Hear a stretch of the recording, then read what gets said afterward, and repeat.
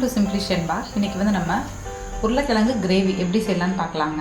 உருளைக்கிழங்கு வந்து இப்போ நான் வேக வச்சு வச்சுருக்கேன், சின்ன சின்ன பீஸாக கட் பண்ணி வச்சுருக்கேன். இப்போ வந்து அது கிரேவி நம்ம எப்படி பண்ணலான்னு பார்க்கலாம். சிம்பிளி ஷென்பா சேனலை சப்ஸ்கிரைப் பண்ணாதவங்க சப்ஸ்கிரைப் பண்ணிடுங்க, கூடவே பெல் பட்டனையும் ப்ரெஸ் பண்ணிடுங்க.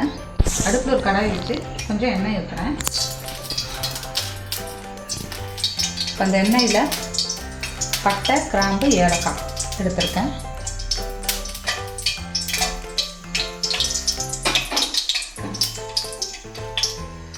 அது கூடவே கொஞ்சம் சோம்பு,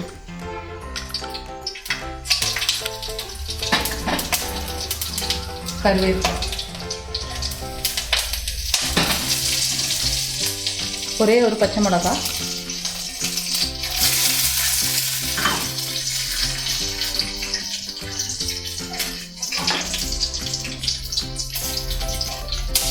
அது கூட பெரிய வெங்காயம் ஒன்று பொடியாக கட் பண்ணி வச்சுருக்கேன், பூண்டு ரெண்டையுமே ஆட் பண்ணிக்கலாம்.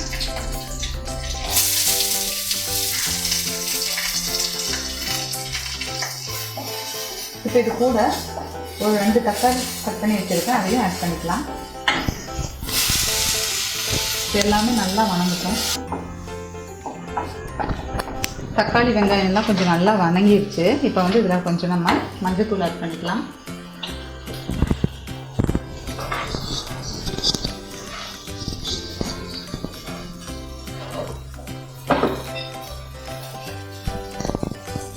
கொஞ்சம் உப்பு,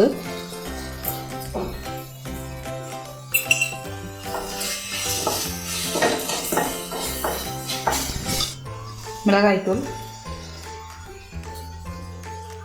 காரத்துக்கு ஏற்ற மாதிரி போட்டுக்கோங்க. நான் 1.5 ஸ்பூன் போட்டிருக்கேன். மல்லித்தூள் 1 ஸ்பூன்,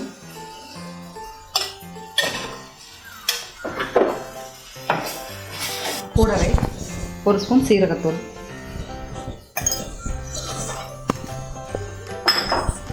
நல்லா மிக்ஸ் பண்ணி விட்டுட்டு கொஞ்சம் தண்ணி ஆட் பண்ணிக்கலாம். அது கொஞ்சம் அடி பிடிக்காமல் இருக்கிறதுக்காக தான். இது கொஞ்சம் எல்லாம் நல்லா வேகட்டும், பச்சை வாசல்லாம் போகட்டும். தேங்காய் கொஞ்சம் எடுத்து வச்சுருக்கேன், துருவி வச்சுருக்கேன். இதை வந்து அரைச்சி நம்ம தேங்காய் பால் எடுத்துக்கலாம். இது நல்லா பச்சை வாசல்லாம் போயிடுச்சு. இப்போ வந்து நம்ம வேக வச்சு வச்சுருக்கிற உருளைக்கிழங்கு அது கூட ஆட் பண்ணிக்கலாம்.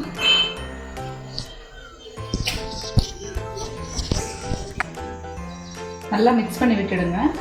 இந்த உப்பு காரம் எல்லாமே இதுலேயும் பிடிக்கட்டும். கொஞ்ச நேரம் அப்படியே இருக்கட்டும். பாருங்கள், நல்லா மிக்ஸ் ஆகிடுச்சு. இதில் நல்லா உப்பு காரம் எல்லாமே இறங்கியிருக்கும்.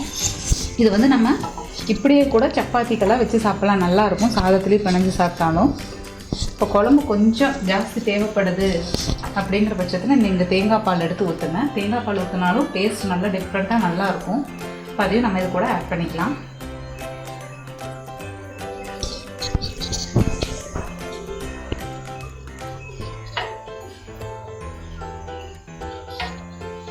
தேங்காய் பால் ஆட் பண்ணி ஒரு கொதி வரட்டும், வந்தது இறக்கிடலாம். போதும், ரொம்ப கொதிக்க விட வேண்டாம் தேங்காய் பாலை.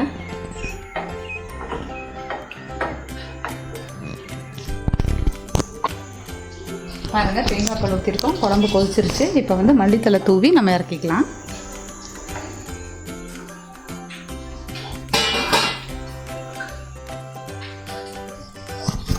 நீங்களும் இதே மாதிரி ட்ரை பண்ணி பார்த்துட்டு கமெண்ட்